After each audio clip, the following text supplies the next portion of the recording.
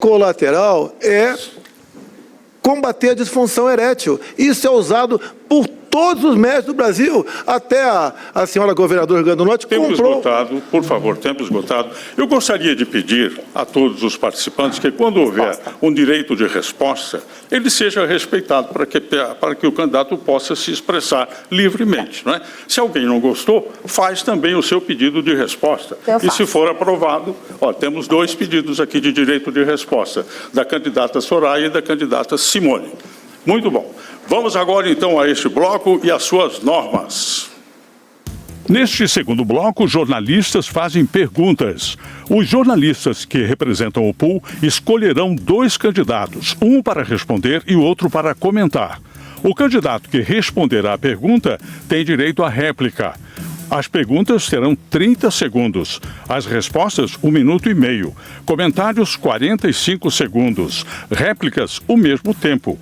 Cada candidato será chamado uma vez para responder e uma vez para comentar. Eu lembro que o candidato que se sentir ofendido poderá pedir direito de resposta, como foi concedido agora há pouco. Uma equipe formada por advogados e jornalistas do pool irá avaliar se houve a ofensa. Em caso afirmativo, o candidato ofendido ganhará, então, o direito de resposta no tempo de 1 minuto. Você vê aí um púlpito vazio, é do candidato Lula, do PT, que foi convidado, mas não quis participar do debate. Agora vamos a perguntas de jornalistas e os comentários. A primeira pergunta é do jornalista Márcio Gomes, da CNN Brasil. Boa noite, Márcio. Pode escolher o candidato a quem você dirige a sua pergunta e aquele que fará o comentário. Boa noite, Nascimento. Boa noite a todos. A minha pergunta é para o candidato Jair Bolsonaro e com comentário de Ciro Gomes. Candidato, o Brasil assistiu... Aqui, presidente. Atrás. O Brasil assistiu, nesse seu mandato, vários atritos, vários conflitos entre o senhor e o Supremo Tribunal Federal. O senhor chama o Supremo de...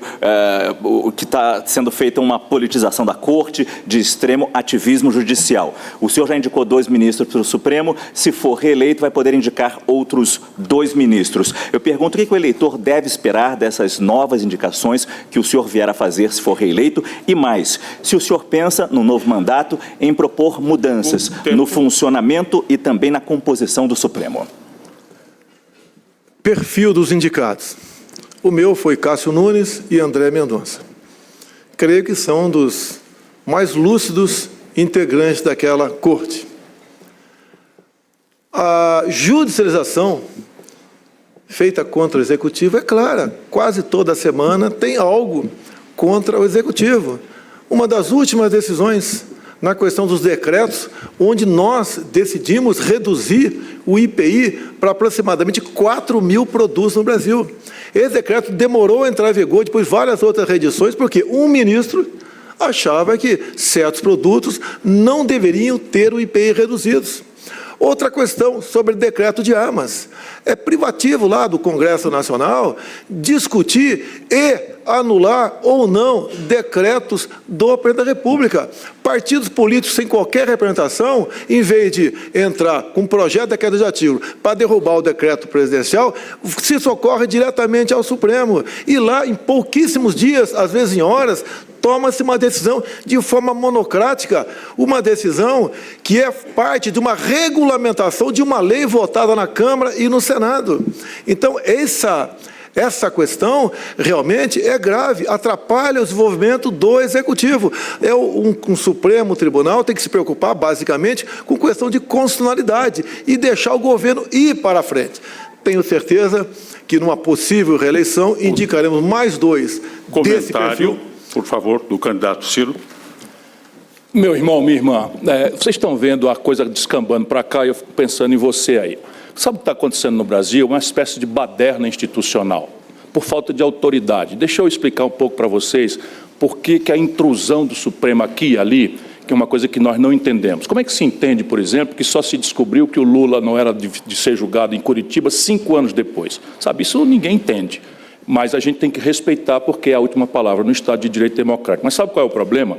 O problema é que as pessoas que estão ocupando a presidência da República nos últimos anos têm contas com a Justiça. Esse é o problema, e perdem completamente a autoridade para enfrentar. O filho do Lula foi acusado, os filhos do Bolsonaro acusados, ambos dependem da boa vontade de juízes que não julgam nunca. A réplica do candidato Bolsonaro. Ô, prezado Ciro, não procede, eu não devo nada para a justiça, Ciro. Eu, quando assinei a graça, o indulto do Daniel Silveira, disseram que eu havia comprado uma briga com o Supremo. Se fosse para defender o meu filho, ficaria quieto, mas não vou trair a minha consciência. O Supremo não é um poder que está imune a críticas. Eles fazem muita coisa errada, não é pouca não. Ciro, se coloca no meu lugar, governar o país com um ativismo judicial como existe no Supremo Tribunal Federal. Tenho certeza. Caso reeleito, indicarei mais 2 para o Supremo, com 4 pessoas lá dentro. Pensando em prol do Brasil, o Supremo mudará a forma de agir, não mais interferirá tanto na vida de todos nós. Eu quero explicar. Por favor. Não é a minha réplica agora? Minha tréplica? Não. Essa e o Não, senhor. agora já. Agora já é a próxima pergunta. foi? O senhor já fez o comentário. Desculpa. Obrigado.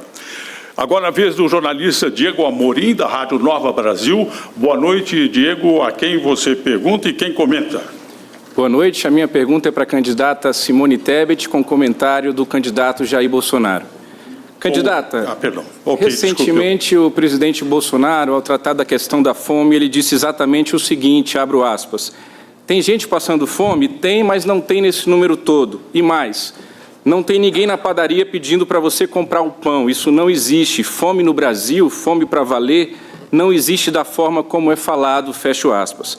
Candidata, 1 milhão ou milhões de pessoas, fato é que tem muita gente nos acompanhando na TV que só quer acabar esse debate e procurar alguma coisa para comer na geladeira. O que a senhora tem a dizer para este eleitor? Lamentável, nós temos um presidente insensível e que não conhece a realidade do Brasil. Como eu disse, ele não está preparado para governar o Brasil porque ele não trabalha. Ele fica de moto, de jet ski, dizendo que ninguém passa fome. Eu tenho andado o Brasil. Sabe por que eu sou candidata à presidência da República? Porque eu vejo hoje o que aconteceu há 30 anos atrás. O Brasil voltou para o mapa da fome. É muito duro, como mãe e como mulher, ver barracas de lona abrigando famílias inteiras em praça pública, a mãe dando de mamar para o seu filho e ela mesma com fome, porque o pouco dinheiro que ela tinha, ela teve que dar para o seu filho mais velho. Então, este Brasil merece um presidente da República sério, sensível, que coloque as pessoas em primeiro lugar. Não um presidente que mente em rede nacional, que cria fake news, que disputa através do ódio, do nós contra eles, inclusive com o PT, uma disputa apenas de poder. Enquanto você passa fome, enquanto o nosso trabalhador é humilhado de não ter o que colocar na mesa porque ele está desempregado, eles se alimentam dessa disputa ideológica. Um falta o debate, não tem coragem de dizer quais são as propostas para o Brasil. O outro mente descaradamente. E sabe de uma coisa? Sabe o que é mais grave? É que com isso ele desvia o foco para aquilo que é mais importante. O que nós vamos fazer para o Brasil voltar a crescer é vocês terem dignidade. É lamentável ter um presidente que mente e a figura seria hoje num personagem, o do Pinóquio. O comentário do candidato Bolsonaro. Simone, durante a pandemia, obrigaram o povo a ficar em casa. O povo começou a passar fome de verdade. O que eu fiz? Criei o Auxílio Brasil. Botei um ponto final no Bolsa Família, que valia em média R$ 190, e botei o Auxílio Brasil em R$ 600, 3 vezes mais. Nós atendemos os mais pobres, sim. Hoje temos 21 milhões de famílias que recebem o Auxílio Brasil. Desses 21 milhões, senhora senadora, 17 milhões são mulheres. É o nosso carinho, nossa atenção especial com as mulheres. Nós ajudamos os mais pobres com o Auxílio Brasil, R$ 600 por mês. E, preferencialmente, as mulheres. Muito bem. Antes da próxima pergunta... Perdão, tem uma réplica da senhora aí. Perdão. Desculpe. De novo, o nariz crescendo. Ele não queria pagar R$ 600. Nós, no Congresso Nacional, é que exigimos. Depois, voltou para R$ 400 antes da hora. E nós, no Congresso Nacional, exigimos de novo que voltasse aos 600. Aliás, ele voltou aos 600 agora, às vésperas da eleição. Porque, repito, é insensível com a dor alheia. Sabe por que ficamos tanto tempo em casa, mais do que a média do mundo? Porque ele negou a vocês vacina, 45 dias de atraso. Eu estava lá. Eu vi o esquema de corrupção, como se a vida pudesse valer $1, que era o que o Ministério da Saúde queria cobrar de uma empresa para comprar vacina para colocar no seu braço. É este presidente insensível que virou as costas para o povo brasileiro no momento que você mais precisou, que quer de novo o seu voto. Ele não pode ter. Muito bem. Eu peço desculpas à senhora por tê-la interrompido. Queria informar agora, antes da próxima pergunta, que o pedido de direito de resposta da candidata Simone foi negado. O pedido da candidata Soraya foi aceito. E a senhora tem agora 1 minuto para responder, sem manifestações na plateia, por favor. Primeiro que quero dizer ao candidato Jair Bolsonaro, não cutuque onça com a sua vara curta. Respeito. Primeiro, porque nós não votamos da forma como Vossa Excelência disse. Segundo, que todas as minhas indicações do Congresso Nacional estão nas suas mãos públicas, estão em todos os sites, todas as redes sociais. Você entra no meu site, soraiatronic.com.br, clica no Mato Grosso do Sul, clica em cada município e você vai ver a execução. Eu desafio o senhor a mostrar e a abrir todas as indicações de emenda de relator dos demais parlamentares do nosso Congresso. As minhas estão na sua mão, na mão de todos os brasileiros, na mão de toda a imprensa há muito tempo. De meu nada tem. É isso, tá público. Público. E não cutuque. Não cutuque. E mais, nunca neguei que fui eleita nessa seara. Acabou o tempo, por gentileza. Vamos para... Acabou? Acabou o tempo, 1 minuto já. Enfim. Transcorrido. Vamos para a participação da jornalista do Terra, Tatiana Fará. Tatiana, boa noite, por favor. A quem você vai perguntar e quem deverá fazer o comentário. Boa noite. A minha pergunta é para o candidato Ciro Gomes, com comentário da candidata Simone Tebet. Pois não. Candidato, o senhor tem subido de tom nas críticas que tem feito ao ex-presidente Lula. Uma parte de seus eleitores, no entanto, já declarou voto útil no petista. Para onde vai o PDT no segundo turno, num eventual segundo turno entre Lula e Bolsonaro? E, se o PDT aderir ao PT, o senhor vai deixar a legenda? Olha, uma das coisas graves que o lulopetismo corrupto está produzindo no Brasil é a morte do jornalismo. Como é que nós estamos num debate, eu me apresentando como candidato a presidente da República, sou agora convidado a refletir sobre o movimento que, teoricamente, eu deveria fazer nesta ou naquela outra direção. Isso, no mínimo, é uma falta de respeito ao eleitor, a você, meu irmão, que está vendo o que está acontecendo. Então, o Lula produziu uma onda de propaganda que é o seguinte: todo mundo que não for Lula é fascista. E ele tem a oportunidade de caracterizar de fascista o Bolsonaro. E, ao invés de vir aqui, foge, desrespeitando você, desrespeitando a todos nós, porque ou já ganhou ou não tem como explicar. A minha candidatura, ela se deve, não é porque é fácil, não é simples. Eu sei que eu nunca fui o favorito. Eu, em 2018, estava dizendo ao povo brasileiro, pedindo a Deus, como faço hoje, que ilumine a minha palavra. Olha, a solução para a corrupção generalizada do PT no governo e para a mais grave crise econômica da nossa história, que foi produzida pelo Lula e pelo PT, não é votar por negação no Bolsonaro. O Bolsonaro não tem experiência, não tem vivência e está sendo empacotado como um moralizador que nunca foi. Estou aqui dizendo ao lado dele, não quero fazer disso ofensa pessoal. Porém, o que está acontecendo no Brasil hoje? O Bolsonaro repete a mesma prática. Valdemar Costa Neto, o Lula deu o DENIT para roubar, foi preso e condenado no Mensalão. Agora o Bolsonaro é filiado ao DENIT. Eu estou pedindo a você, me dê uma oportunidade de mudar isso. O Brasil não aguenta mais isso. Comentário da candidata Simone.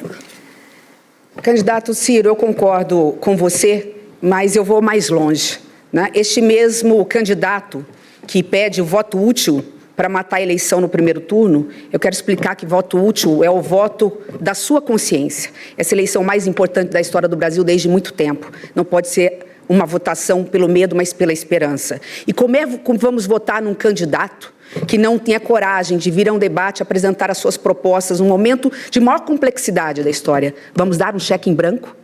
Vamos dar um tiro no escuro? Quem é este candidato que está vindo aí, que se recusa por covardia a vir debater com vocês de forma democrática? Então, sim, qualquer um de nós tem direito a estar aqui representando uma parte da sociedade, seja ela qual for. Portanto, esta é uma eleição de 2 turnos. Nós não podemos decidir antes da hora. Muito bem, a réplica do candidato Ciro. Brasileiro, meu irmão, brasileira, minha irmã, estou preocupado mesmo com dar satisfação a você. Eu luto pelo Brasil a minha vida inteira, já são 42 anos de vida. Nunca respondi por nenhuma acusação de corrupção e sempre saí pela porta da frente. E hoje eu tenho uma proposta com começo, meio e fim. A questão básica é, para que tenha 2 turnos? 2 turnos é basicamente para você votar com esperança naquilo que você acha melhor, com quem se identifica, no programa, na ideia, na decência. Se essa força for majoritária, vai ao 2º turno. Se ela for minoritária, ela aparece forte para cobrar o que ganhou, para reclamar das promessas mentirosas, para preparar o país para o futuro. O que o Lula quer e o Bolsonaro é que você vote por ódio, e eu quero que você vote por esperança. Essa é a chance que eu lhe peço. Muito obrigado. O candidato Bolsonaro, no transcorrer deste bloco, pediu um novo direito de resposta pela resposta do candidato Ciro. Esse direito de resposta foi negado. Vamos agora à participação de Carolina Ercolim, da Rádio Eldorado. Carolina, boa noite. A quem você pergunta e quem comenta? Pergunto para o candidato Dávila com comentário de Soraya Tronic. Boa noite. Considerando a política de controle de armas, que hoje permite que 1.300 armas sejam compradas por dia e que atingimos um recorde de mais de 1 milhão de armas nas mãos de colecionadores e atiradores e que parte desse arsenal acaba migrando para o crime organizado, gostaria de saber qual é a sua proposta para regular o acesso da população às armas. Bom, primeiro, é um direito do cidadão brasileiro ter posse e porte de arma. Nós somos liberais e nós defendemos que o brasileiro tenha a responsabilidade de fazer suas escolhas. Ter um porte de arma no Brasil é algo rigoroso, não é tão fácil conseguir. É preciso passar por um rigoroso escrutínio até obter esse porte de arma. Isto é feito pela Polícia Federal, no Sinarme. O problema é que os CACs foram realmente avacalhados neste tempo. Por quê?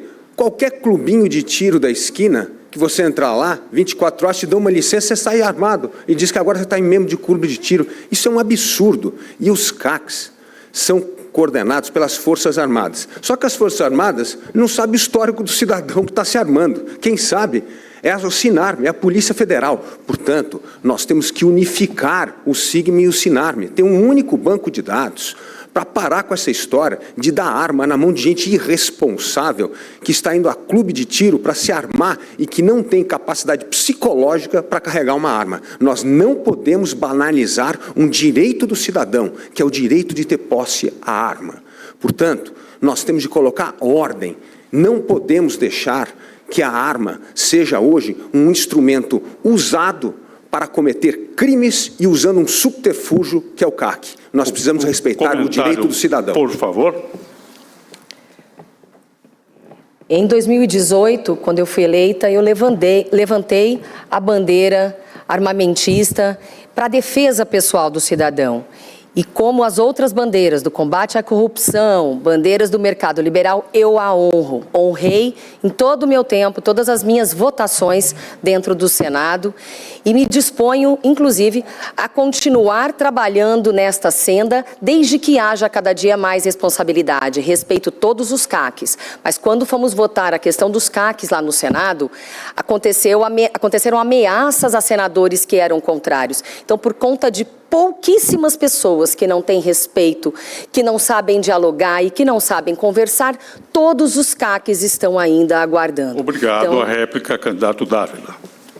Olha, a história de ter arma como CAC ou como um cidadão normal é simples. É que nem você que dirige carro. Você não precisa tirar a carteira nacional de habilitação para guiar um carro? Para você estar em um clube de tiro, você precisa ter o porte de arma. Você precisa passar pelo escrutínio da Polícia Federal para saber se você tem capacidade de poder usar uma arma. Não importa se é num clube de tiro ou se é para defesa pessoal. É isso que nós temos de fazer. É mais um sinal de como as instituições vêm esgarçando no Brasil a credibilidade das leis, da democracia. E isso sim é fruto do populismo, do radicalismo, desta briga que está corroendo a credibilidade do Estado de Direito e das leis no Brasil. Portanto, vamos unificar o Sinarme e o Sigma para poder ter uma única central para poder dar posse e porte de arma. Obrigado. Mesmo pro CAC. Agora, a vez do jornalista Marcelo Torres, do SBT. Boa noite, Marcelo. A quem você pergunta e quem faz o comentário? Boa noite, Nascimento. Eu pergunto para a candidata Soraya Tronic com o comentário do candidato Padre Kelmo. Pois não. Candidata, eu queria falar sobre a principal proposta de governo da senhora, que é o Imposto Único Federal. No mundo inteiro, as economias modernas tendem a taxar menos o consumo e mais a renda, porque na renda você consegue escalonar e ter alíquota maior para quem ganha mais. Na proposta da senhora, é uma alíquota única, é como se fosse uma CPMF mais robusta, de 1,8%, que, por exemplo, uma pessoa desempregada, quando for comprar um pacote de arroz ou 1 quilo de feijão, vai pagar essa alíquota, além de pagar o ICMS para os estados. A senhora acha isso justo? Bom, quero agradecer a pergunta, mas quero dizer para você não confundir Florentina com cloroquina. CPMF não é um imposto único federal de maneira alguma. O imposto único federal vai substituir 11 tributos federais por um imposto só, uma alíquota de 1,26% e tirar o peso da tributação de cima do consumo e colocar na movimentação financeira. Essa é a grande diferença. Quem movimenta mais dinheiro paga mais, quem movimenta menos dinheiro paga menos. É muito simples. E acima de tudo, temos que lembrar, a CPMF foi um imposto a mais, era para ser provisória, virou permanente, era para financiar a saúde e não o fez. Por isso, não confunda Florentina com cloroquina. Muito obrigada. Muito mais bem. Simples. Por favor. Mais simples ainda é a redução dos impostos. Se fala tanto de impostos, cobra-se tanto imposto, nós precisamos reduzir a quantidade de impostos para que se sobre dinheiro e assim o cidadão terá um poder de compra muito maior. O Estado inchado, o Estado grande, quem trabalha, quem produz é o Estado? Quem produz e quem trabalha é o trabalhador, é você de casa que alimenta o Estado. E o Estado precisa ser mínimo, porque com o Estado mínimo nós poderemos ter dinheiro de sobra para investir melhor na educação, na saúde e assim poder oferecer aquilo que é papel do Estado, servir o pobre, servir a pessoa. Okay. Então são muitas falácias aqui, mas na prática fica-se a desejar. Por favor, a réplica, candidata Soraya. Candidato, o Estado mínimo não pode ser o mínimo do mínimo num país que as pessoas estão passando fome. Não, sem problemas, eu estou explicando a nossa proposta. É o Estado mínimo necessário, tem que estar presente dentro do necessário, as pessoas estão passando fome. O Imposto Único Federal vai conseguir reduzir a tributação sobre o consumo. E nós precisamos, sim, aumentar a base de arrecadação. Hoje, 70% da população arca com esses impostos federais. Nós queremos que 100% arque. O Imposto Único Federal é imposto digital, é um imposto automático, é insonegável e muitos não querem, ele é insonegável. Portanto, quando a gente diminui a carga, a gente consegue arrecadar mais e manter o repasse para os estados e municípios, porque não invade o Pacto Federativo. Por favor, agora a participação da jornalista da revista Veja, Clarissa Oliveira. Boa noite, a sua pergunta vai para quem e quem comentar?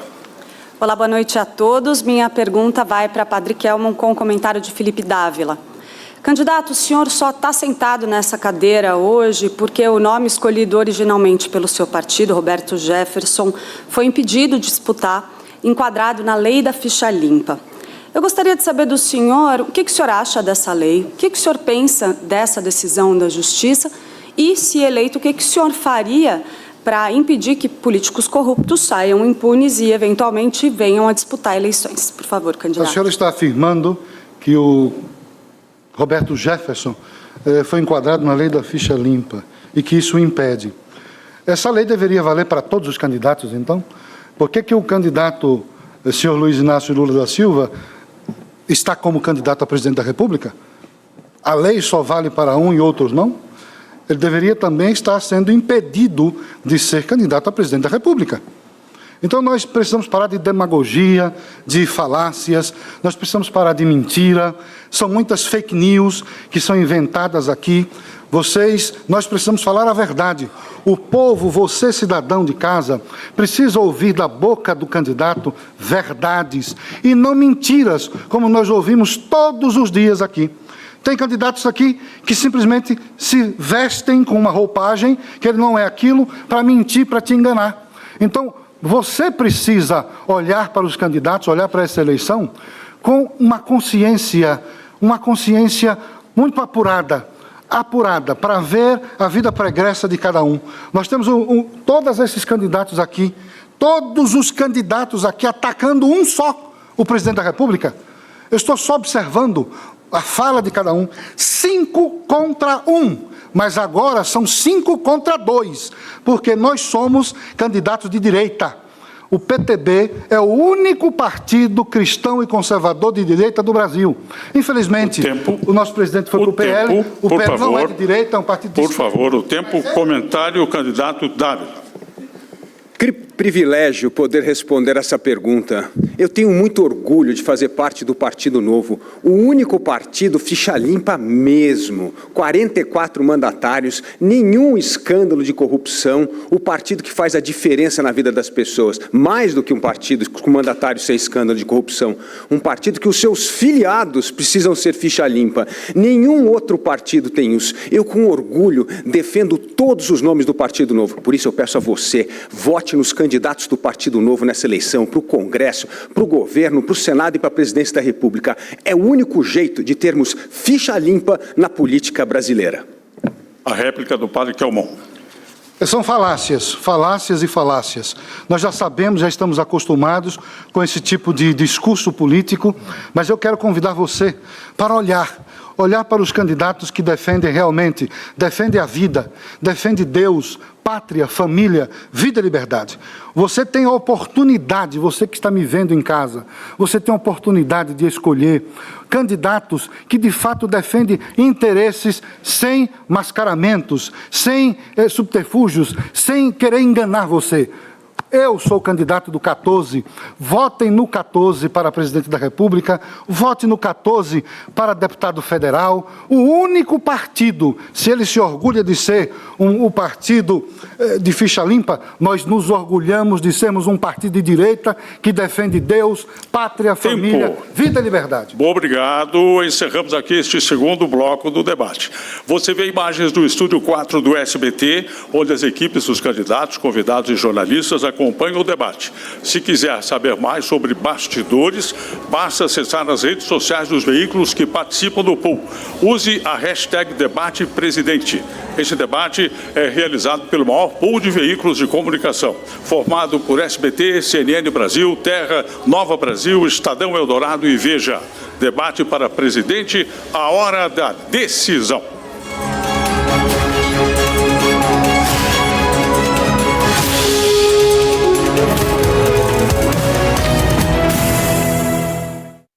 E olha só, se quiser saber também mais bastidores, acompanha a gente aqui no nosso canal do SBT News, porque a cada intervalo a gente aproveita e conta bastidores para vocês e mostra como está. Olha lá, eu já começa o bastidor daqui, gente, aquele momento que eu sempre ressalto.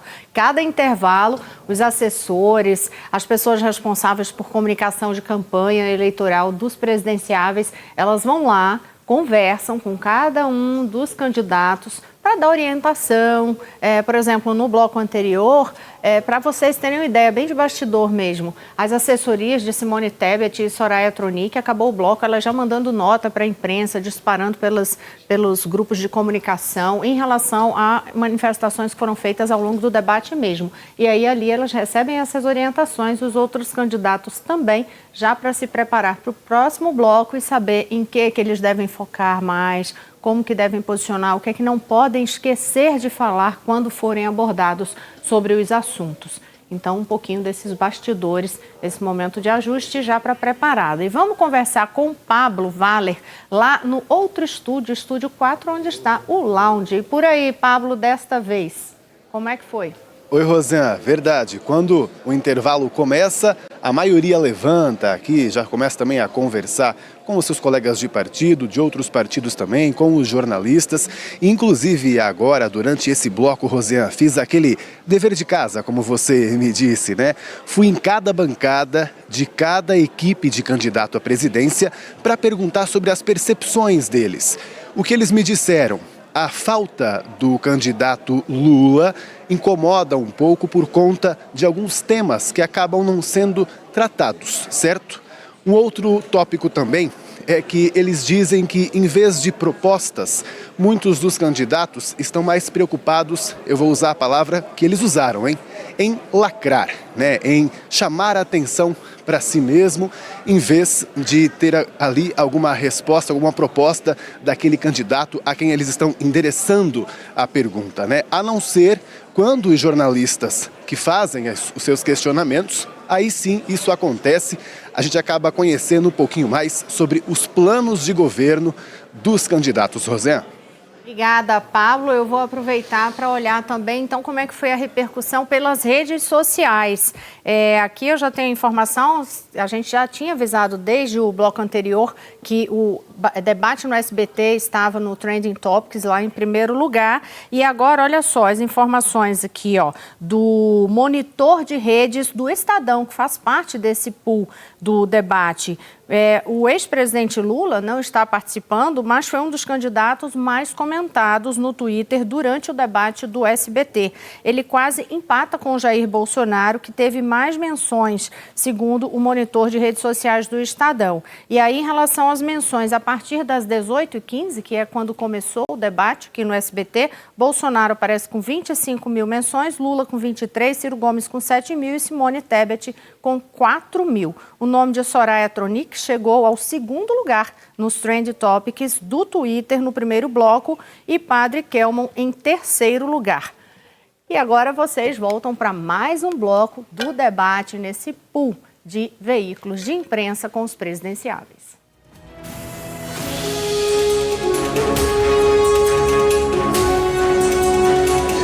Estamos de volta com o debate entre os candidatos à presidência da República, que reúne o maior pool de veículos de comunicação. SBT, CNN Brasil, Terra, Nova Brasil, Estadão Eldorado e Veja. Você pode acompanhar o debate também pelo celular, no YouTube da CNN, do SBT e do SBT News, na Rádio Eldorado e Rádio Nova Brasil, além dos sites de Veja, Estadão e Terra. Vamos então às normas deste terceiro bloco. Neste terceiro bloco, candidatos fazem perguntas entre si na ordem inversa do começo do debate. Os tempos estabelecidos são iguais aos do primeiro bloco. Perguntas, 30 segundos. Respostas, 1 minuto e meio. Réplicas e tréplicas, 45 segundos. Todos os candidatos aqui presentes precisam obrigatoriamente ser chamados para responder. O candidato que se sentir ofendido poderá pedir direito de resposta. Uma equipe formada por advogados e jornalistas do pool irá avaliar se houve a ofensa. Em caso afirmativo, o candidato ofendido ganhará direito de resposta pelo tempo de 1 minuto. Você vê o púlpito vazio do candidato Lula do PT, que foi convidado, mas não quis participar deste debate. Quem começa este bloco é o candidato Felipe Dávila, do Novo. Por favor, candidato, a quem o senhor dirige a sua pergunta? A minha pergunta é dirigida ao candidato Bolsonaro. Pois não. Candidato Bolsonaro, o Brasil está cansado de ver escândalos de corrupção drenando o dinheiro do povo brasileiro. E o campeão de escândalo de corrupção, como nós sabemos muito bem, é o presidente Lula. Os maiores escândalos de corrupção do mundo. Aliás, todo o abecedário tem nome. Mensalão, Petrolão, pode escolher a letra, tem um escândalo de corrupção do Lula.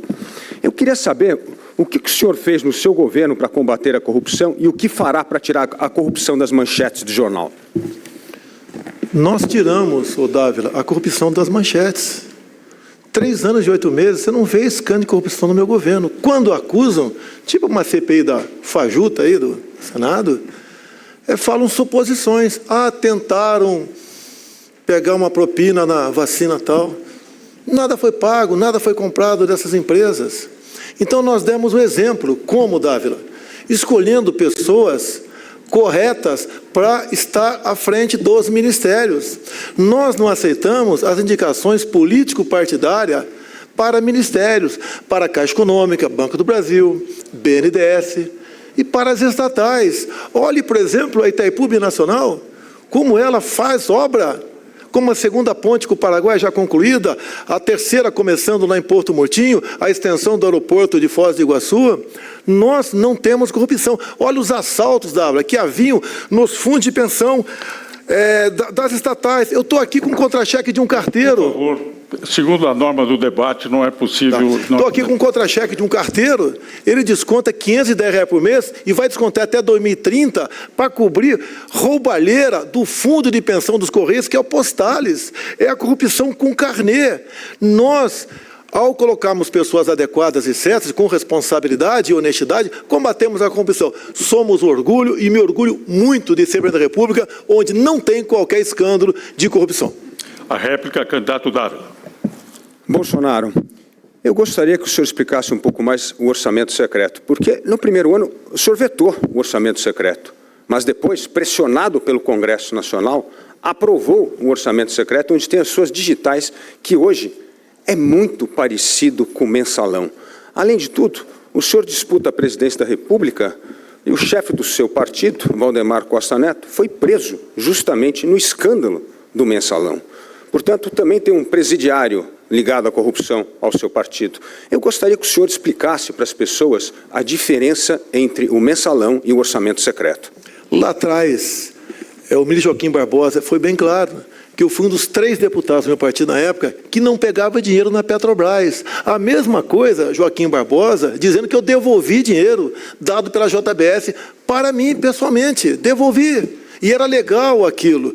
O orçamento secreto, Dávila, eu vetei. O Congresso derrubou o veto com o apoio das senadoras aqui. Eu não tenho qualquer acesso ao orçamento secreto. Então, realmente, esse dinheiro, 18 bilhões atualmente, poderia não, seria muito melhor distribuído para outras áreas do governo. Agora, pela segunda vez, você tem razão, não em tudo que você falou. Iam derrubar o veto de novo.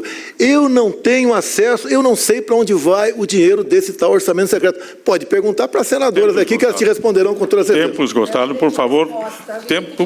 Tempo esgotado. A senadora pede direito de resposta. Está registrado, está sendo examinado pelos jornalistas e pelo pessoal do PUL. Vamos agora à pergunta do padre Kelmon, do PTB. Pergunto à senadora... Perdão? Temos também um pedido de resposta, de direito de resposta, da senadora e candidata Soraya. Vamos agora à pergunta do padre Kelmon. A quem o senhor pergunta, por favor? Padre Kelmon. Kelmon, tá bom. Pergunto à senadora Simone Tebet. Candidata, o ex-presidiário Lula defendeu o aborto recentemente em entrevistas.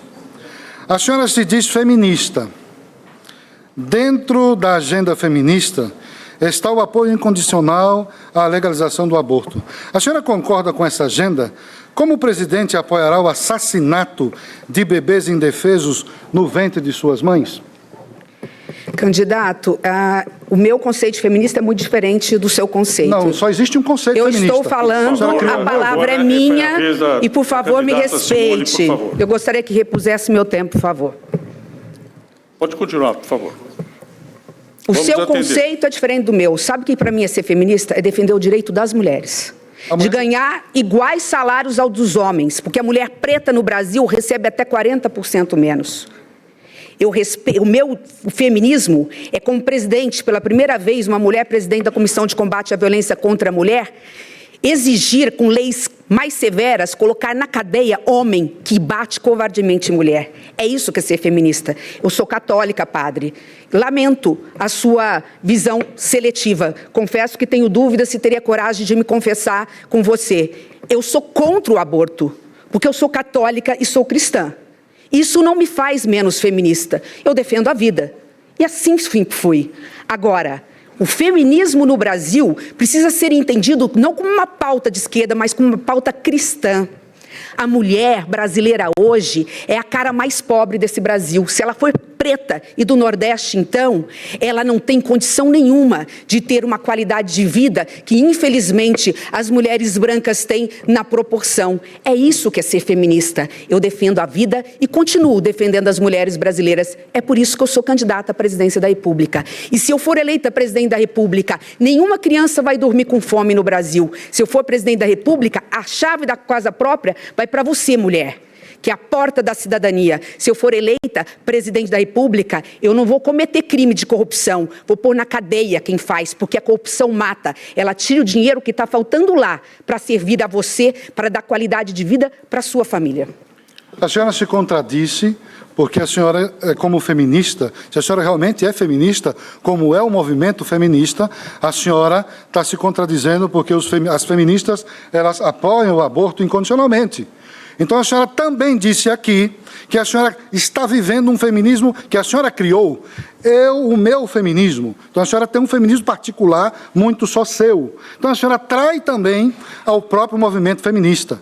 Então a senhora se diz católica, está dizendo que é católica, eu sou católico ortodoxo, mas nós, católicos, defendemos a vida igualmente. Então, se a senhora está dizendo que quer se confessar comigo, eu posso lhe atender em confissão, não é? Posso lhe atender sim, mas a senhora não respondeu a minha pergunta. A senhora está... Tréplica. Tréplica, por favor. Eu peço desculpa a você, que é católico também. Eu peço desculpa à minha igreja por ter, lamentavelmente, um padre aqui colocando palavras na boca de um cidadão ou de uma cidadã. Eu sou feminista no meu conceito e a vida inteira defendi a vida e sou contra o aborto. Qual é o problema disso? E eu vou dizer mais. Eu tive coragem de entrar com uma ação contra Bolsonaro e contra Lula, porque me senti ofendida como cristã, quando ambos escolheram uma santa, pasmem, não para falar de amor, mas para degladiarem através do ódio Madre Teresa de Calcutá, na propaganda eleitoral, coisa que o padre não fez. Lamento, padre, eu jamais me confessaria com o senhor. Tempo encerrado. Vamos agora à pergunta da candidata do União Brasil, Soraya Tronic. Por favor, a sua pergunta e a quem será dirigida? Para o candidato Ciro Gomes. Pois não. Candidato, o programa do PT traz algumas coisas extremamente preocupantes, como é o caso da regulamentação do agronegócio. E eu pergunto para o senhor concorda em regulamentar o nosso maior orgulho, que tem segurado a balança econômica do Brasil, que é o agronegócio, a quem a gente tanto defende, que muito nos orgulha e cuida das nossas exportações? Senador, eu lamento que o presidente Lula não esteja aqui, porque eu não gosto muito de fazer reflexões que a pessoa não possa reagir. Porém, o PT e o governo Lula, os 4 mandatos, devastaram a indústria nacional brasileira. Só para você ter uma ideia, em 80, o Brasil era quase 6 vezes a China. Hoje, a China é quase 20 vezes o Brasil. E isso faz com que o Brasil tenha uma dependência brutal de importar tudo que é manufaturado do estrangeiro. Vacina, remédio, prótese, cama de hospital, meio de diagnóstico médico, toda a eletroeletrônica, tudo é importado do estrangeiro. Eu tenho uma política para reindustrializar o Brasil. Enquanto isso, deixe que eu lhe diga que eu gosto de refletir com as pessoas para que elas entendam o quanto é grave esse conjunto de argumentos que eu estou tentando fazer. Quem carrega o Brasil nas costas é o saldo comercial que a agricultura e a pecuária brasileira de todos os portes faz. Eu lhe dou o número. Quando o Brasil cresce 2 pontos, que é o que tem crescido em média esses 11 anos aí de PT, de 12 anos de PT, o Lula só fala do período dele, depois esquece que a Dilma derrubou 7% do PIB brasileiro. Pois bem, quando o Brasil cresce 2 pontos, o buraco na conta com o estrangeiro é de 130 bilhões de dólares. Quem paga a conta? O agronegócio. Isso quer dizer que o agronegócio está livre para fazer tudo o que quiser e bem entender? Claro que não. E o setor mais moderno e avançado do agronegócio já sabe que tem que produzir em bases sustentadas. Isso é o que nós temos que estimular, o bom exemplo, que é generalizadamente a característica da maioria. Portanto, não tenha dúvida de que toda e qualquer perseguição ao agronegócio é um tiro no pé. Por favor, a réplica, candidata Soraya. Infelizmente, o candidato realmente não está aqui, mas o povo brasileiro precisa saber dos projetos dele, que é, inclusive, limitar a exportação de carne. Gente, quem fez isso foi a Argentina e Venezuela, e foi desastroso. Mas eu vou aproveitar aqui para dizer algo fora desse contexto e dizer que estelionatário é quem pratica... É o ato que pratica quem usa dinheiro vivo para não deixar rastros e nem provas. Aqui eu estou com a votação minha e da senadora Simone Tebet, dizendo que votamos não. Não. E procurem vocês, dentro do site do Senado Federal, a verdade. João 8:32, que a pessoa simplesmente mente. A tréplica, por favor. Bom, o Brasil precisa entender o que está acontecendo. Nós tínhamos o maior pulso de crescimento do mundo. Crescíamos 6,7% ao ano, meio século, entre os anos 30 e os anos 80. Dali dos anos 80 até 2010, o Brasil caiu para 2,6%. Isso crescendo assim, com a população nascendo 2.700.000 pessoas por ano, nós começamos a empobrecer. E nos últimos 11 anos, 3 de Bolsonaro e 8 de PT, o Brasil tende a crescer 0 pela primeira vez em 120 anos. Nós precisamos desesperadamente entender isso, o tamanho e a profundidade da crise econômica e por que a governança política do país levou à cassação e à desmoralização todos os presidentes porque concederam a corrupção. Bom, a quarta pergunta é justamente de Ciro Gomes, candidato do PDT. Para quem o senhor fará a pergunta, candidato? Eu vou perguntar ao professor Felipe Dávila, porque acho que ele trouxe um assunto muito relevante e houve muito escorregão para cá e para lá, e eu acho que esse é um assunto grave.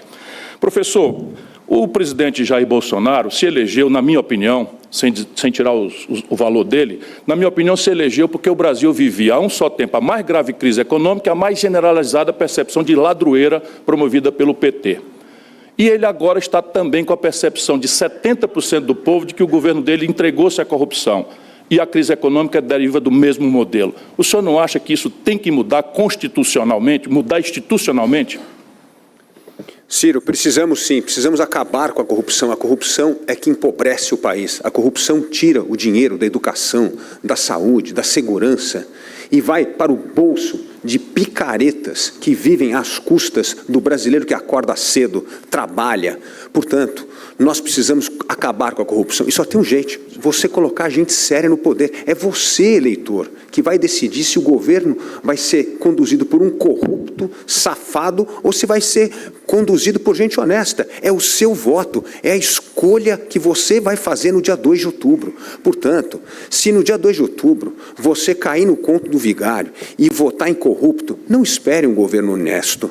Se você votar em gente incompetente, não espere ver a economia voltar a crescer, prosperar. E como o Ciro disse, nós não vamos crescer nunca. Nós vamos continuar crescendo 0, 1, 2%. E se o Brasil não crescer, não gerar renda e emprego, não tem como resolver a questão da pobreza no Brasil. Todo país que resolveu a questão da pobreza é país que abriu a sua economia para o mundo, que competiu no comércio internacional, como é o caso do agronegócio, o único setor da economia que compete no comércio internacional. O agro é que fez o nosso PIB crescer, esse PIBinho de 2,5%. Portanto, está na hora de abrirmos a economia, termos uma pauta ambientalmente correta, combater a corrupção. E você precisa votar em partido como o Novo para acabar com a corrupção. A réplica, candidato Ciro. É isso, professor. Eu creio que o presidente Bolsonaro teve uma oportunidade de ouro de mudar radicalmente. E o sistemão que o apoiou contra o Lula e o PT lá atrás, para não deixar que eu chegasse, botou a faca no pescoço, trouxe acusações sobre os filhos, e aí está o Brasil, de novo, desastrado, desmoralizado, e teve a proeza, o Bolsonaro, de ressuscitar o Lula. Ali, em 2018, as pessoas tinham clareza de que o PT tinha virado essa coisa trágica de corrupção e de desmonte econômico do Brasil. E o Bolsonaro recebeu da mão do povo brasileiro essa oportunidade e conseguiu a proeza de ressuscitar o Lula, que se dá ao luxo, inclusive, meu irmão, de não vir sequer dar satisfação aqui, porque, terminado o seu mandarinato, 5 pessoas acumulam a fortuna dos 100 milhões de brasileiros mais pobres. Isso é que eu quero mudar. A tréplica. Olha, você que está nos assistindo vai entender a diferença de um governo do Novo do governo Bolsonaro. No governo Novo, nós elegemos Romeu Zema, governador de Minas Gerais, que acabou com o PT em Minas Gerais. O PT sequer lançou candidato a governo do Estado, porque sabe que vai ser dizimado pelo Zema. O Zema vai ganhar em primeiro turno. Por quê? Governo sério, arrumou as contas, atraiu investimento, colocou Minas Gerais nos trilhos e acabou com a corrupção do PT. Infelizmente, neste governo Bolsonaro, as pessoas parecem que estão com saudades de novo do PT, desse partido corrupto, desse Barrabás que vem assaltando o Brasil e que foi preso e querem colocá-lo novamente na presidência da República. Gente, só tem um jeito para acabar com o PT na presidência da República, é votar no Partido Novo. Obrigado. Antes de prosseguir neste bloco, devo informar que os pedidos de resposta das candidatas Soraya e candidata Simone foram negados. O pedido de resposta do candidato Bolsonaro foi aceito. Portanto, o senhor tem 1 minuto para exercê-lo. Me acusam de ser corrupto, mas não dizem de onde foi tirado esse dinheiro para a corrupção. Mentiras. gente aqui posando como vestais da moralidade. O Ciro me acusa de corrupto. Ciro, a Polícia Federal já bateu na tua porta e do teu irmão, por ocasião de desvios lá do estádio do Castelão. Então, por favor, olhem para o espelho primeiro e depois venham me acusar. 3 anos e meio sem corrupção. Me apontem da onde é que eu pratiquei corrupção no Brasil. O Brasil está crescendo. Quando falo em PIB, Ciro, vocês querem dizer que por ocasião da 2020, a Covid, o mundo caiu em média 9%, o Brasil caiu 4%. Não poderíamos ter nesse somatório algo muito positivo. Se não fosse a Covid, estaríamos muito além dos 3% no PIB. Candidato Bolsonaro, o senhor deve fazer a próxima pergunta. Candidato Ciro pedindo direito de resposta. Agora quem pergunta é o candidato Jair Bolsonaro. A quem o senhor fará a pergunta, por favor?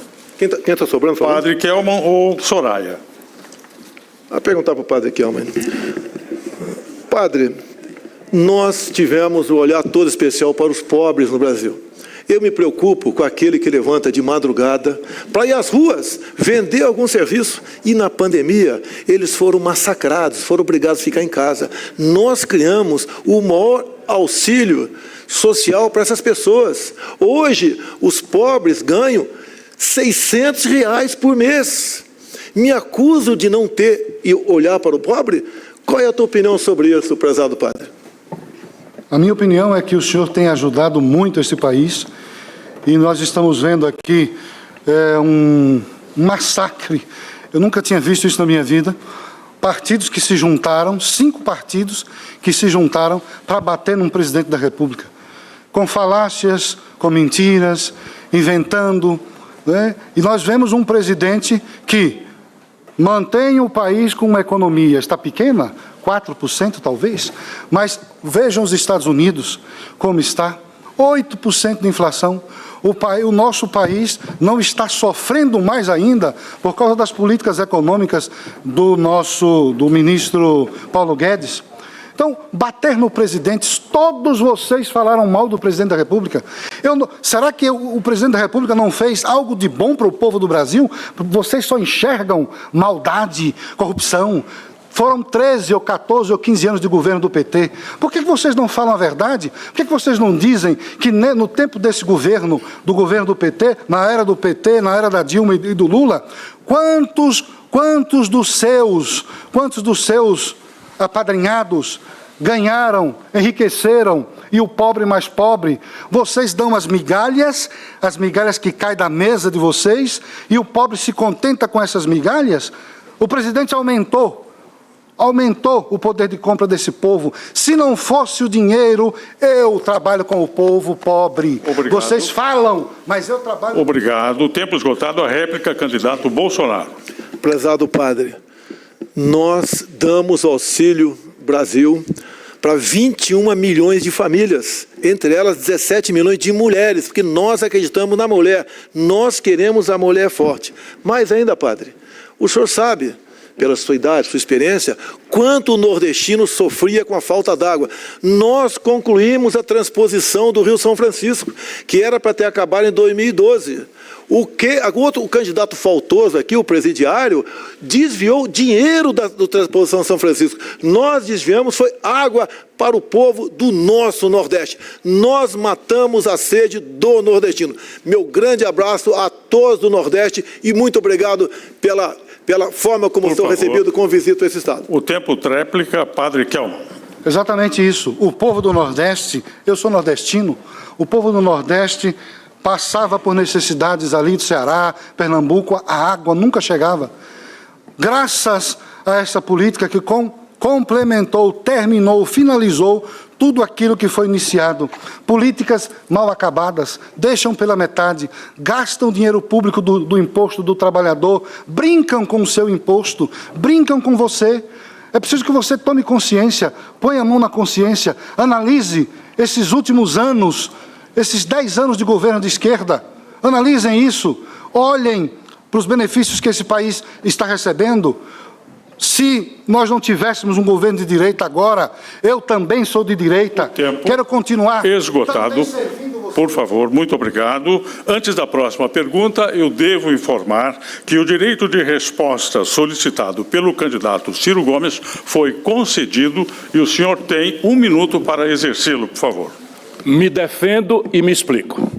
Eu, de fato, fui vítima de uma busca e apreensão, que é uma ação meramente cautelar, não é acusação, não estou denunciado, nunca respondi em 42 anos de vida pública por qualquer denúncia de corrupção. E esta busca e apreensão foi julgada por unanimidade ilegal. A minha desconfiança é um delegado petista, canalha, que eu sei que é, ou foi o governo Bolsonaro interferindo na Polícia Federal, como fez para proteger os filhos. Agora, digo o que é que eu estou dizendo. Bolsonaro, olha aqui para você. Você vendeu a carteira de crédito de 3 bilhões e 300 milhões de reais do Banco do Brasil por 300 e poucos milhões para o BTG. Aí tem. Você vendeu a Landulfo Alves por metade do preço para um fundo obscuro dos Emirados Árabes. Se vendeu pela metade do preço, alguém ganhou e o povo brasileiro perdeu. Bolsonaro, você vendeu os gasodutos e oleodutos da Petrobras e entregou um contrato de aluguel. E essa é a roubalheira mais escandalosa que eu já vi. Não vou falar da biografia. Filhos envolvidos em compra com dinheiro em espécie. Por favor, candidato Ciro, foi registrado o pedido de direito de resposta do candidato Bolsonaro, que será examinado. Vamos agora à última pergunta deste bloco, da candidata Simone Tebet. Sobrou, acho que é Soraya? A senhora deve perguntar, por favor, a candidata Soraya. Claro. Candidata Soraya, quem vai ao mercado sabe que os preços dos alimentos estão pela hora da morte. Feijão, leite, cebola, óleo de soja, produtos quase que dobraram em menos de um ano. Muito diferente da média da inflação oficial e muito diferente do aumento do salário mínimo. Aliás, quem está desempregado sequer tem dinheiro para colocar comida na mesa. E aquele que está empregado não consegue mais ter o mesmo poder de compra que antes. Gostaria de ouvi-la, já que vamos falar de propostas, qual a sua proposta para mudar essa realidade? Pois é, as pessoas no Brasil, neste país que é considerado o celeiro do mundo, estão passando fome.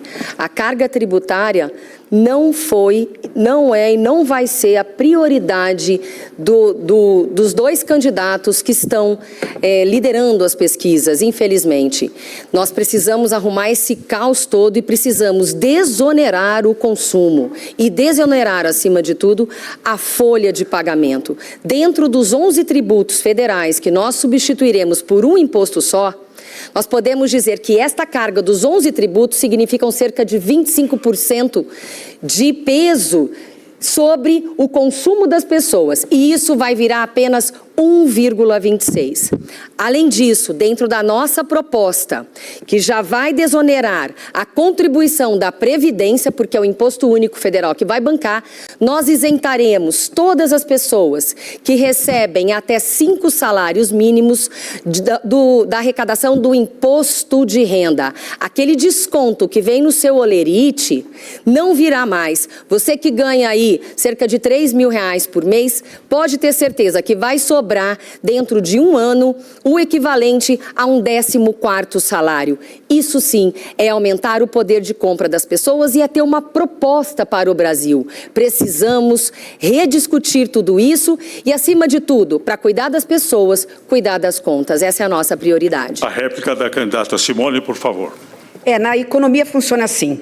Quando você tem um governo ruim, inoperante, que não apresenta projetos, não garante segurança, quem tem dinheiro não investe. Sem dinheiro privado, o Brasil não cresce, não gera emprego nem renda.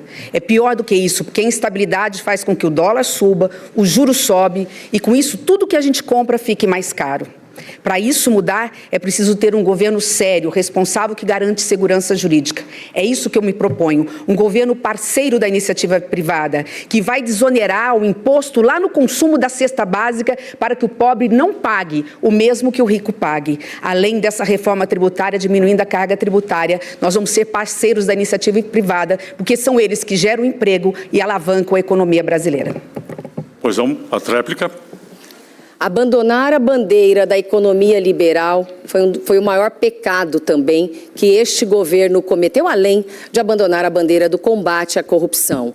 Além disso, quando a gente tem essa situação de dificuldade de atrair investimentos financeiros, nós temos ministros que falam mal dos nossos clientes, fala mal do maior comprador do nosso país, que é a China, aí fala mal da França. Vocês já imaginaram alguém falar mal do cliente, tratar mal o seu cliente? Isso é não proteger o seu mercado interno, isso é um desrespeito com o povo brasileiro, com o agronegócio que exporta para esses países. Desrespeito, esta é a verdade. Muito obrigado. Antes de encerrar este bloco, eu devo informar que o pedido de resposta do candidato Bolsonaro foi concedido. O senhor tem 1 minuto para exercê-lo, por favor. O meu governo foi o que mais colocou machões na cadeia, defendendo as mulheres que sofrem violência pelo Brasil. O meu governo que mais atendeu aos pobres com o Auxílio Brasil. E, lamentavelmente, o Partido Novo votou contra o Auxílio Brasil na Câmara. Dizer a todos que a nossa economia vai muito bem. E a nossa preocupação com os pobres se reflete no número de empregos que tem se criado no Brasil ao longo dos últimos meses. O Brasil vai muito bem. É um exemplo para o mundo. Paulo Guedes não criticou ninguém, apenas falou a verdade sobre ingerência do governo francês e da forma como outro governo se dirigia ao nosso país. Isso é defender a nossa soberania. Isso é defender os interesses do nosso país. O Brasil é um país fantástico e melhorou, e muito, no meu governo. Eu me orgulho de ser brasileiro e de ser presidente desse grande país. Chegamos então ao fim deste terceiro bloco do debate. Você vê agora imagens do estúdio 4 do SBT, onde as equipes dos candidatos, os convidados e jornalistas acompanham o debate. Se quiser saber mais sobre os bastidores, basta acessar as redes sociais dos veículos que participam do pool. Use a hashtag #DebatePresidente. O debate entre os candidatos à presidência da República é realizado pelo maior pool de veículos de comunicação, formado por SBT, CNN Brasil, Terra, Nova Brasil, Estadão Eldorado e Veja. Debate para presidente, a hora da decisão.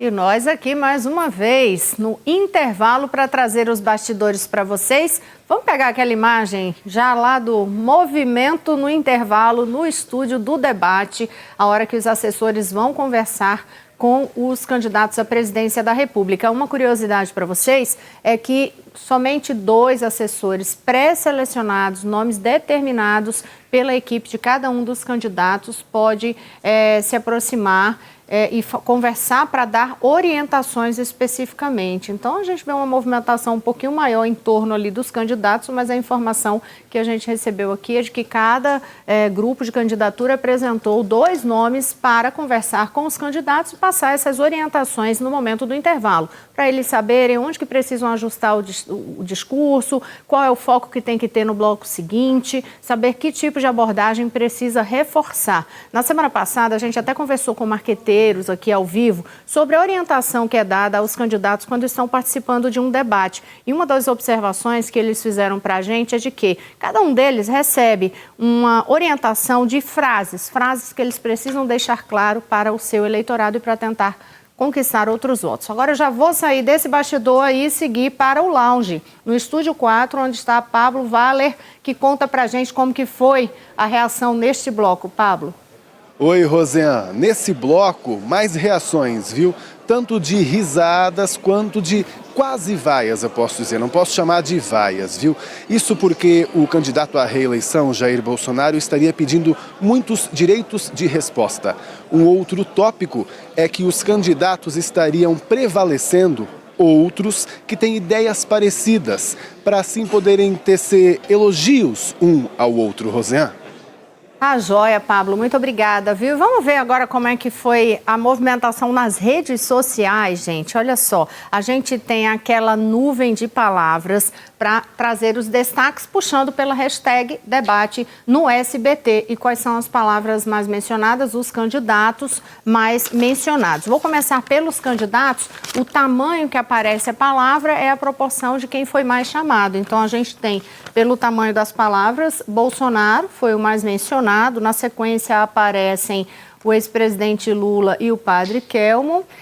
Depois, Soraya e Ciro, são os nomes que aparecem dos candidatos. Da Simone Tebet, eu não estou, tá menorzinho ali em cima. Aí, em relação aos temas, chama a atenção aqui dos temas em destaque, ó, o que tem mais menções é corrupção.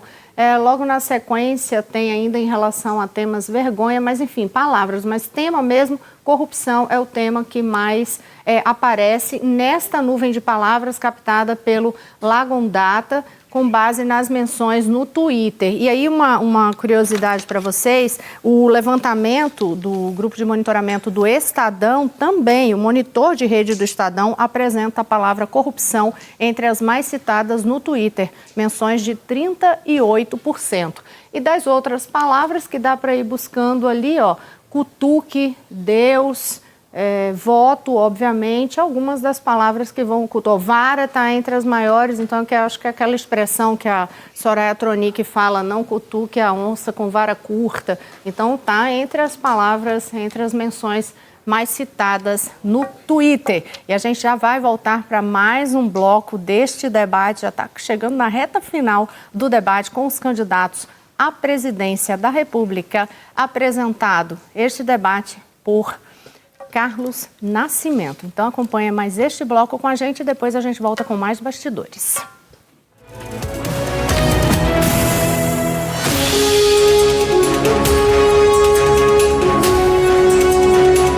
Estamos de volta com o debate entre os candidatos à presidência da República, que chega até você pelo maior pool de veículos de comunicação formado por SBT, CNN Brasil, Terra, Nova Brasil, Estadão Eldorado e Veja. Estamos ao vivo também no YouTube da CNN, do SBT News, na Rádio Eldorado e Rádio Nova Brasil, além dos sites de Veja, Estadão e Terra. Bem, vamos agora às normas deste bloco. Neste quarto e último bloco, jornalistas perguntam para candidatos, seguindo a mesma dinâmica do segundo bloco. Cada jornalista escolhe 2 candidatos, um para responder, o outro para comentar. Quem responde tem direito à réplica. As perguntas serão 30 segundos. As respostas, 1 minuto e meio. Comentários e réplicas, 45 segundos. Depois da rodada de perguntas, os candidatos terão 45 segundos para as considerações finais. A ordem será a mesma do sorteio que definiu a posição de cada um no cenário, começando pela direita do mediador. Bom, você vê aí um púlpito vazio, é do candidato Lula, do PT, que foi convidado, mas não quis participar desse nosso debate. Quem abre o bloco é a jornalista da revista Veja, Clarissa Oliveira. Clarissa, para quem vai a sua pergunta e quem deverá comentá-la? Minha pergunta vai para o presidente Jair Bolsonaro com um comentário de Ciro Gomes. Presidente, a gente já assistiu aqui, desde o começo da campanha, vários casos graves de violência política. Um bolsonarista assassinou um petista durante uma festa de aniversário, um outro apoiador do senhor matou um também petista com golpes de faca e machado. E na sexta-feira agora, uma jovem tomou uma paulada na cabeça depois de discutir com um bolsonarista sobre a eleição. O senhor chegou a dizer lá atrás que é preciso fuzilar a petralhada. Eu gostaria de saber se o senhor se arrepende dessa declaração, presidente. Primeiro, eu quero dizer que eu sou palmeirense. Eu peço à torcida do Palmeiras, não briguem. Caso contrário, eu vou ser responsabilizado. Faltou a ilustre jornalista falar de um caso agora, de um petista que tinha, inclusive, uma tatuagem do Lula no ombro, onde ele matou a esposa e um filho de 2 anos. Querer me responsabilizar por essas ações não tem cabimento. Eu diminuí em mais de 40% as mortes violentas no nosso Brasil. com as políticas mais variadas possíveis, entre elas a do armamento. Esse episódio lamentável de Foz do Iguaçu, como tantos outros, eu recebi o irmão da vítima, que disse para todos que votavam em mim. E eu recebi com toda a cordialidade, liguei para os seus familiares naquele momento, fiz uma live de quase 1 hora.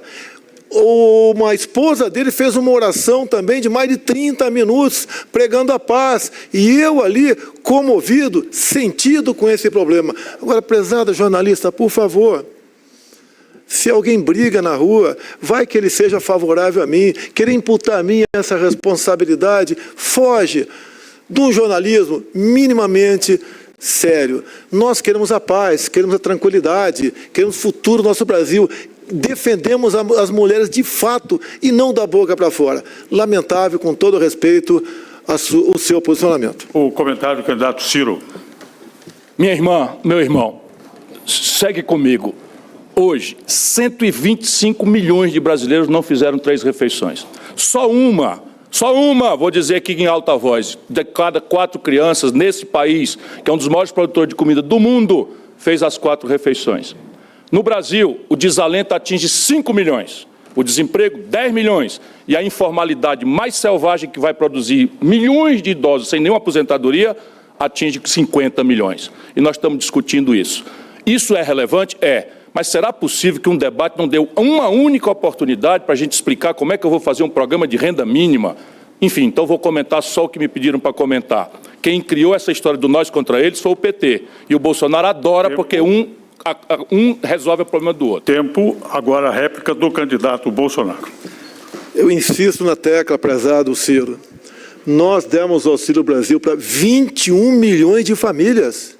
E ele pode hoje se cadastrar por um aplicativo. Não tem mais aquela triagem pelas prefeituras, onde sempre alguém segurava aquele processo para ganhar algo político lá na frente. Nós temos um olhar todo especial para os mais pobres. Eu peço aos mais pobres, quem está passando necessidade, quem está passando fome, procure se cadastrar para receber o Auxílio Brasil de R$600, 6 vezes maior do que se pagava lá atrás no governo do PT. Nós temos um olhar, mais que um olhar, um trabalho muito especial e concreto para tirar os brasileiros do mapa da fome. Agora, o segundo a perguntar neste bloco, o jornalista Marcelo Torres, do SBT. Marcelo, para quem você pergunta, quem comenta? Nascimento, eu quero perguntar para a candidata Simone Tebet com o comentário do candidato Jair Bolsonaro. Candidato, eu queria que a senhora falasse para mim sobre educação. O que a senhora mudaria na educação em relação ao governo atual e também que a senhora comentasse um tema específico. Inúmeras pesquisas mostram o benefício da educação em tempo integral para as crianças. Alguns estados e municípios já conseguiram avançar, outros não podem nem sonhar porque não tem dinheiro. A senhora acha que o governo federal deveria usar do seu recurso, da sua verba, para impulsionar a educação em tempo integral, de preferência para todas as crianças brasileiras? Eu agradeço a sua pergunta porque eu sou professora e eu fiz um juramento como professora e como mãe de 2 Marias, que eu não vou sossegar enquanto a escola do filho do pobre não tiver a mesma qualidade da escola do ensino do rico. Para isso, o governo federal tem que ser parceiro do município. Eu fui prefeita e sei da importância para zerar a fila de creches, para que as crianças comecem a estudar na hora certa e as mães possam trabalhar.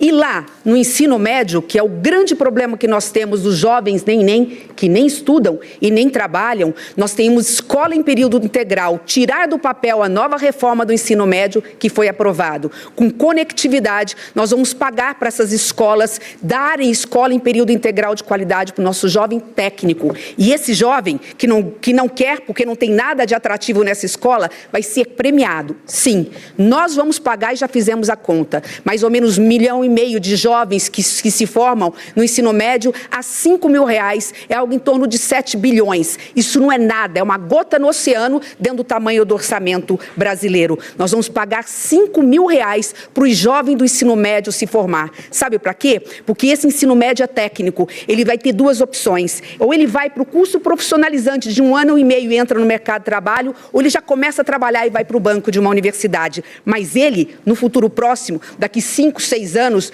ele não vai passar pela humilhação que seus pais passam de não ter um emprego. Comentário do candidato Bolsonaro. Aqui se promete tudo. Parece até que estamos à véspera do Natal.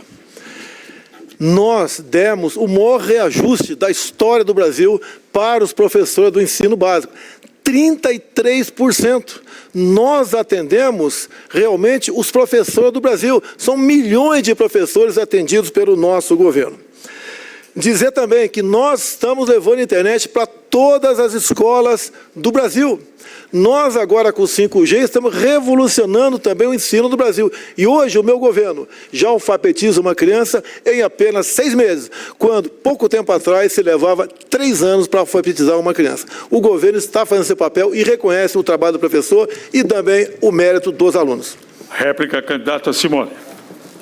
Bom, eu só tenho a acrescentar que o governo que passou do PT, lamentavelmente, passou 4 mandatos e não fez o dever de casa com a educação. A verdadeira revolução, aquela que vai efetivamente dar dignidade para as nossas famílias, é a educação brasileira.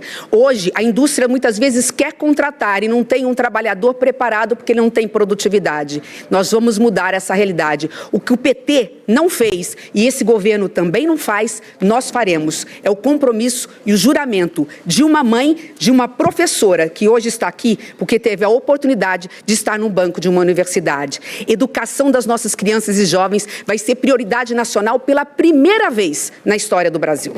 Vamos agora, obrigado. Vamos agora à participação do Marcelo Godoy, do Estadão. Boa noite, Marcelo. Para quem vai a sua pergunta, quem faz o comentário? Boa noite, Nascimento. Minha pergunta vai para o candidato Ciro Gomes com um comentário de Simone Tebet. Candidato, há um preceito militar que diz ser o comandante responsável por tudo o que acontece no quartel, pelo que sabe e pelo que não sabe. Arilton Moura, aquele pastor acusado de pedir ouro para liberar verba na educação, foi recebido 35 vezes no Planalto na gestão Bolsonaro. Qual o papel do presidente no que acontece no Planalto e no governo? É como no quartel. Tem que ser responsável por tudo que acontecer no governo. Porém, para ser honesto, o presidente não é onisciente. Ele sempre será vítima, possivelmente, de alguém que traiu.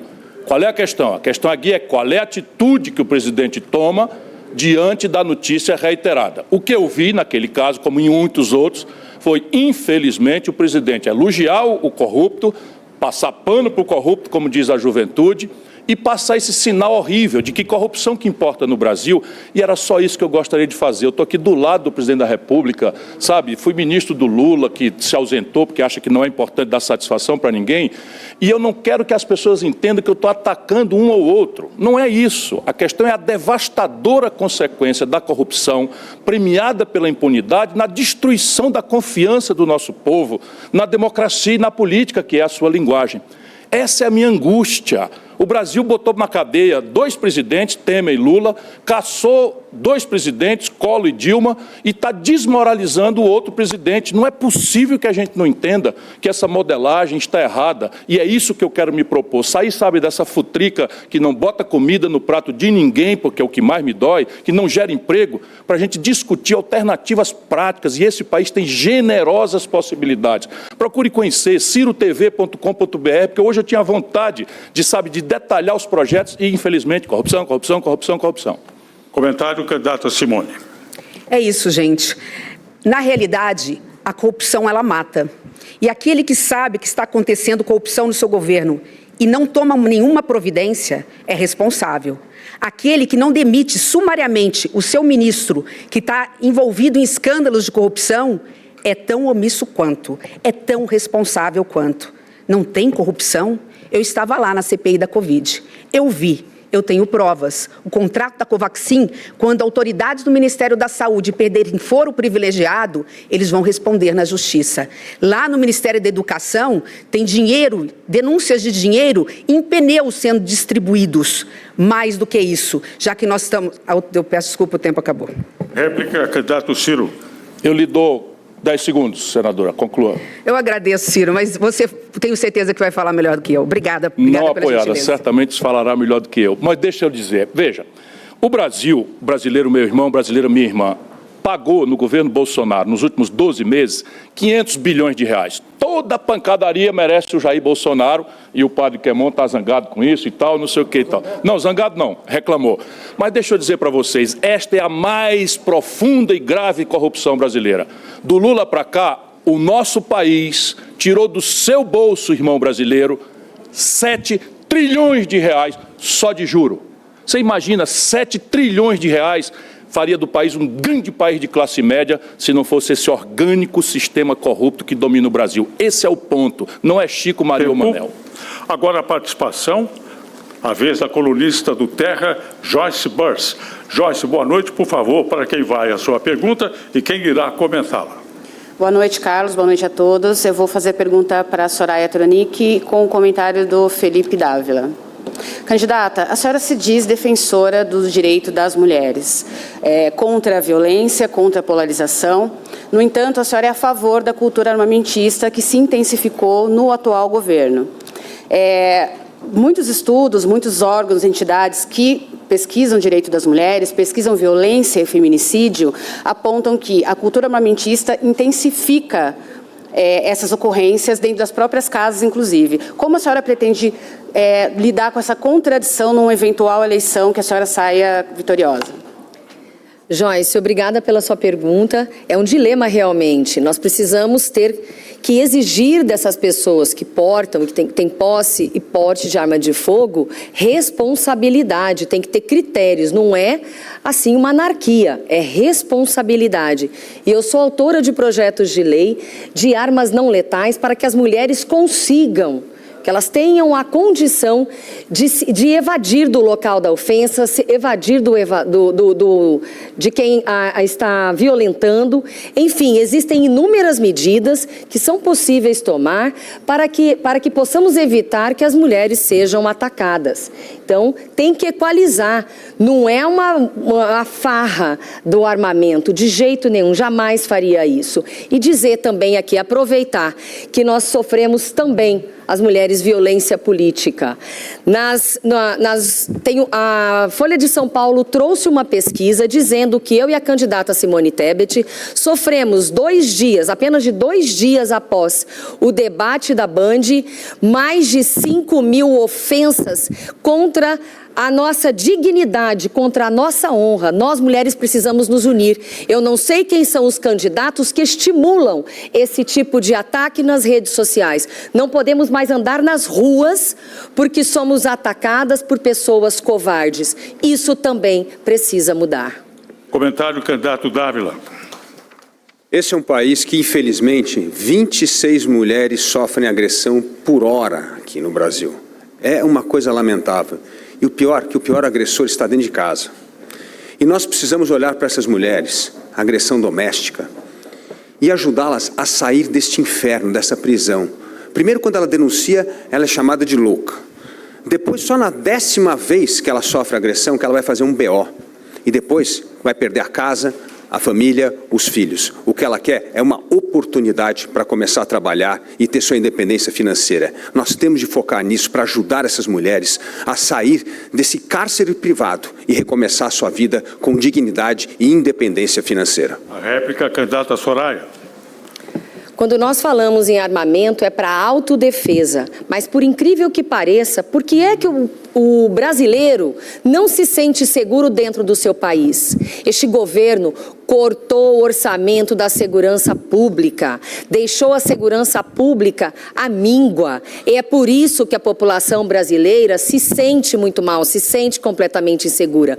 Com isso, de uma forma reflexa, coíbe até mesmo o crescimento do nosso turismo. Os turistas não vêm para o Brasil porque se sentem inseguros. Cadê a prestação de contas desse governo que não fez nada para que isso acabasse? Apenas quer armar a população, não para se defender, mas para atacar, infelizmente. Obrigado. Agora, jornalista da Rádio Nova Brasil, Diego Amorim. Para quem você pergunta e quem comenta, Diego?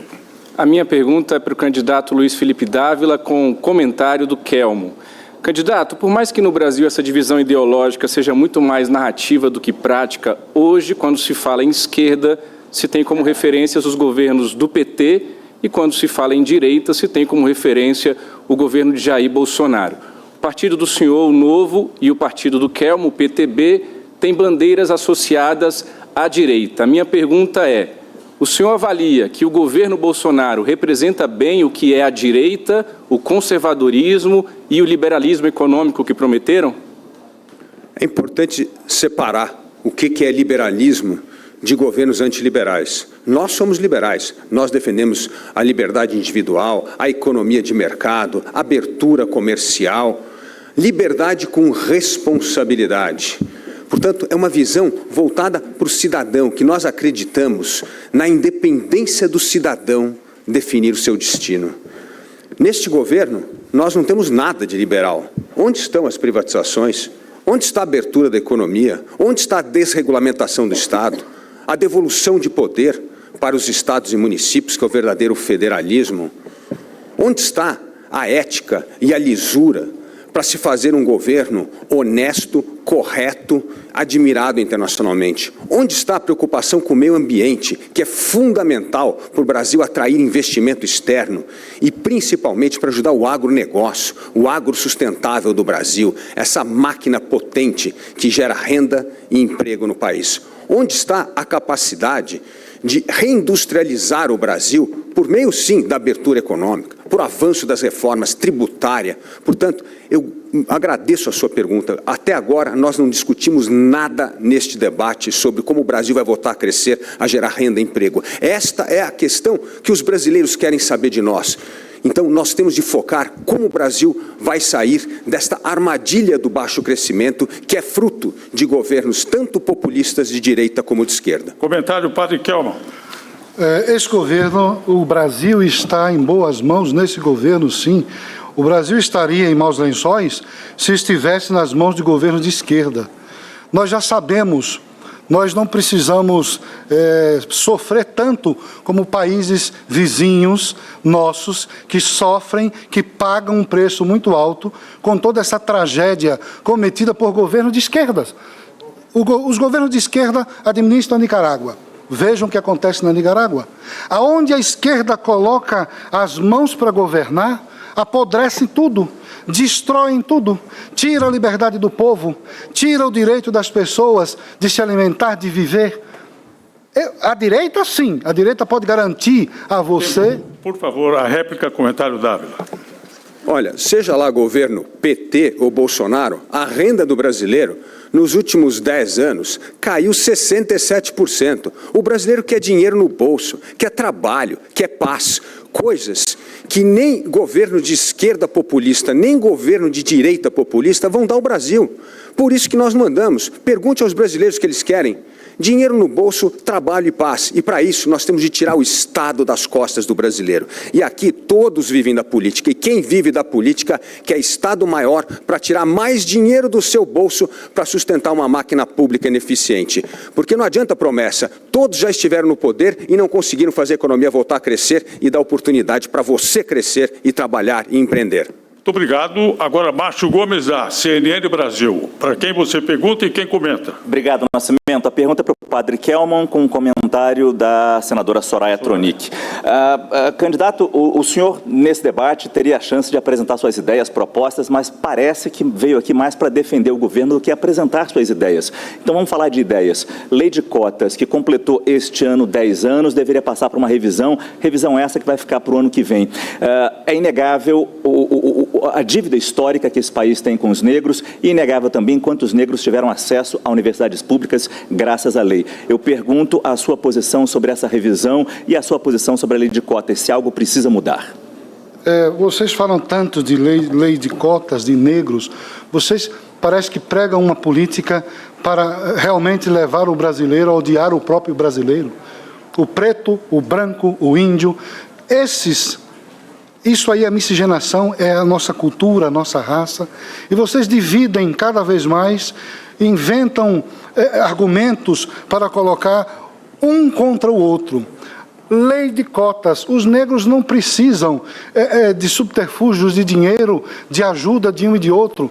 Cada um é capaz de mostrar que com seus esforços pode sim chegar à universidade, chegar a um trabalho de qualidade. Então, essas leis que vocês falam, que vocês colocam aí como argumentos para dividir ainda mais, para criar essa divisão racial entre um e outro, isso leva ao quê? Nós sabemos que existem aí políticas O PTB, por exemplo, o PTB, ele quer, sim, oferecer a você, cidadão, a você, estudante, escola de qualidade. E como é que o PTB pensa em oferecer a você escola de qualidade, tanto para negro quanto para branco? Se você equilibrar aquele dinheiro que é investido na universidade, um valor muito alto é investido no teto, no telhado. Não se constrói uma casa pelo telhado. Invista na educação de base, invista na criança negra, na criança branca. E por aí favor, sim. O tempo. Comentário do candidato Soraya. Falou-se aqui em cotas e a minha resposta é sim, manteremos cotas, sem problema nenhum. A questão principal é que o Brasil gasta muito, gasta como país de primeiro mundo na educação e entrega uma educação pífia. Está aí o resultado nosso no PISA. Isso é inaceitável, inaceitável. Nós começaremos a nossa reforma dentro da educação, valorizando os professores, isentando todos eles do imposto de renda, como era antes de 1964. Teremos também a opção de agregar a iniciativa privada, como somos liberais na economia, a iniciativa privada consegue nos ajudar a romper com esse problema que nós temos nesse momento, que é crianças, 240 mil crianças fora da escola. A réplica, Padre Kelman. Pois bem, nós acreditamos que é preciso investir na criança. É preciso investir na criança, tanto negra como branca como índia. Nós precisamos oferecer na educação de base uma quantidade de recursos maior do que se oferece à educação de nível superior. Porque há um desequilíbrio na balança educacional. É preciso que se invista nas bases primeiro e depois, sim, passe a investir naqueles que estarão lá na vida acadêmica. Então, é preciso saber aonde colocar o dinheiro. Existe muito investimento na educação, mas desequilibrado. Então, falta isso, gestão para equilibrar e nivelar e apostar na criança, no adolescente e no jovem, para que no futuro, sim, na universidade ele viva com decência e honra. Obrigado.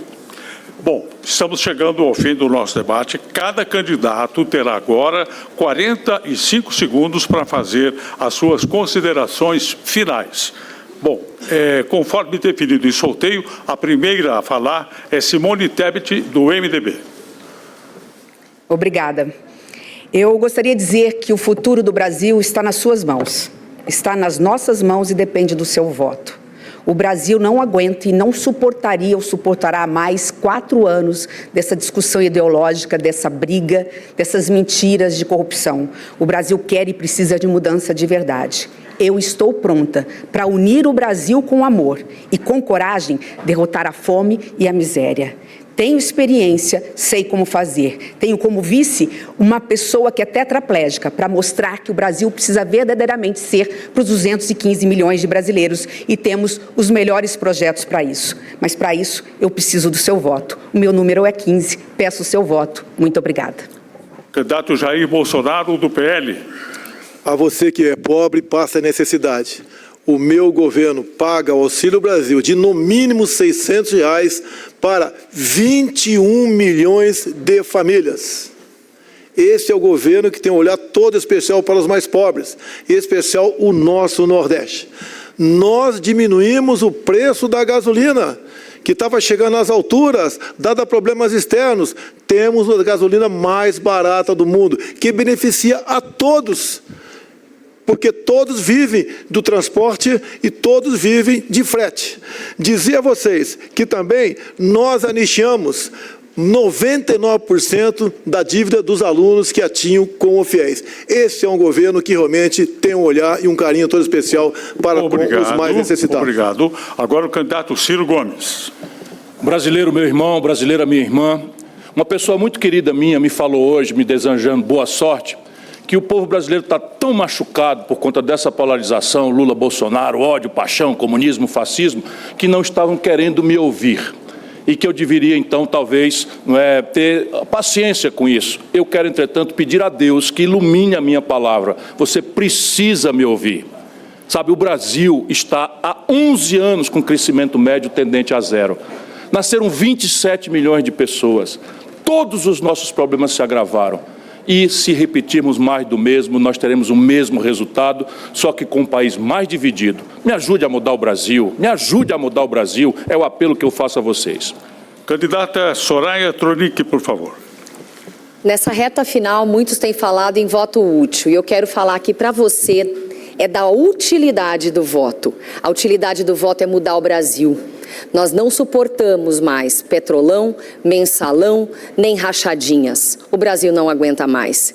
E eu aqui conclamo você e conclamo todos os outros candidatos que nós estamos prestes a vivenciar uma tragédia no Brasil. São 20 anos de corrupção e má gestão, candidatos que não prestam contas, não comparecem aqui e não dizem para a gente, nem para você aqui sequer, o que é que ele não fez e o que é que ele vai fazer agora. Só arruma briga e confusão. Eu conclamo esses candidatos aqui para que nós juntos resolvamos esse problema. Vote 44 no dia 2 de outubro. Padre Kelmon, PTB, por favor. Eu quero pedir a você, brasileiro e brasileira, cristão, católico, ortodoxo, evangélico, não permita a volta da esquerda ao poder.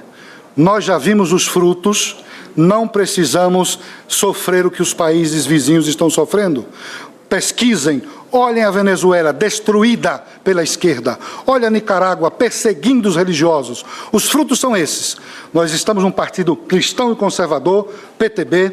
Vote nestas eleições no 14. Escolha o Padre Kelmo para presidente da República. Vote no 14 para presidente. Vote no PTB para deputado federal. 14. Juntos poderemos, sim, levar este país a caminhos mais seguros, longe dessa esquerda maldita. Obrigado. Então, as considerações finais agora de Felipe Dávila, do Novo. O Brasil é fruto da sua escolha. Você vai escolher se o Brasil vai ser um país que vai se livrar da corrupção ou vai continuar sendo governado por corruptos. Por trás de um presidente da República tem que ter um time, uma equipe, um partido. E eu me orgulho de estar num partido que não tem nenhum escândalo de corrupção, que não usa verba de orçamento secreto, que não usa fundão eleitoral e que tem candidatos que fizeram o Brasil voltar a crescer e a prosperar em Minas Gerais, em Joinville. Infelizmente aqui, por trás de todos os partidos, está cheio de corrupto e, infelizmente, no segundo turno, nós vamos ter um problema. Esses partidos, quase todos, estarão juntos com o Lula. E isso mostra que esse show vai terminar e você vai continuar pobre se não votar bem. Obrigado. Bom, em nome do pool formado por SBT, Terra, Nova Brasil, Estadão Eldorado e Veja,